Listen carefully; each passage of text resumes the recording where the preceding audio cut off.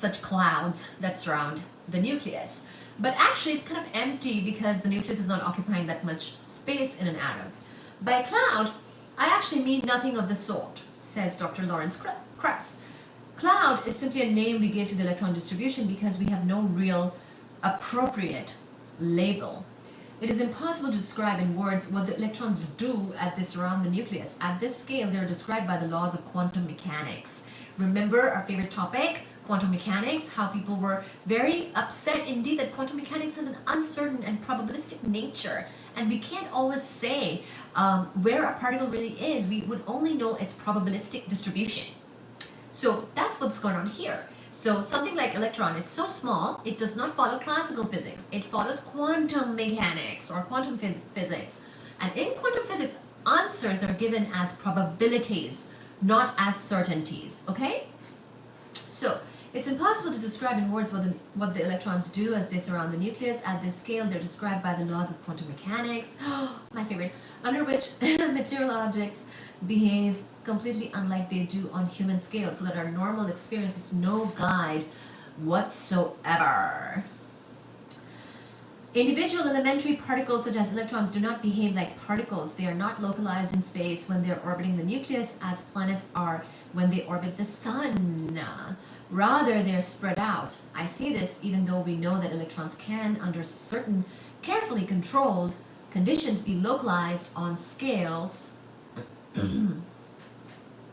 so small that we have not yet been able to put a lower limit on their intrinsic size, with no evidence whatsoever of any internal structure. Our language, derived from our intuitive experience of the world, has no place for such behavior. So even our language is limited in terms of what we can say about quantum mechanics, because quantum mechanics is not very intuitive always. It developed in the 20th century largely, and it was considered to be very bizarre and very different than classical physics, and our language is more the language of classical physics, which we've known for centuries, versus quantum mechanics is more recent if you think about it.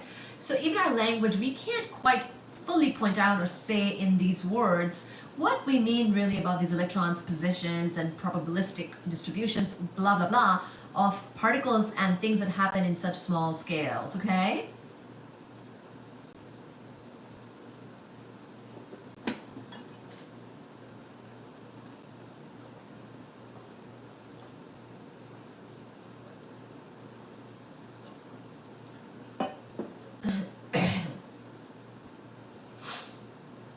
That's a great point. But the electrons in an atom are not spread out over all space, merely in a volume approximately 1,000 billion times larger than the volume of the nucleus. When we compress the sun to the size of downtown Washington, D.C., we squish the atoms to the point where their electron clouds are essentially pushed inside the nuclei, which in turn are touching each other. So once again, when we compress the sun to the size of downtown Washington, D.C., like 7 kilometers, 8 kilometers, whatever the downtown Washington, D.C. size is, we squish the atoms to the point where their electron clouds are essentially pushed inside the nuclei, which in turn are touching each other. So everything has a lot less space now, very crowded indeed. When you really compress something like our sun to such a small radius, the atoms, same as the title of this book, atom, they're not as comfy. They don't have as much space. They don't have as much space, okay? They really don't. They really don't. Wow. So everything's touching everything. It's like, oh my gosh, it's a little bit like where I'm from, Kolkata, very populated indeed, and you don't have a lot of personal space there.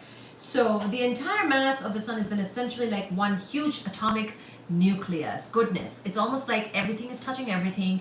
Which one is which nucleus? Which one is which electron? We don't know. All the atoms are like uncomfy. Nuclei are touching each other. Electrons are touching each other. Everything is like, you know? So it's almost like it's one huge atomic nucleus. One huge. Almost like same everywhere, right? As bizarrely unrealistic as such a scenario for an object like the sun may seem, it actually happens about 100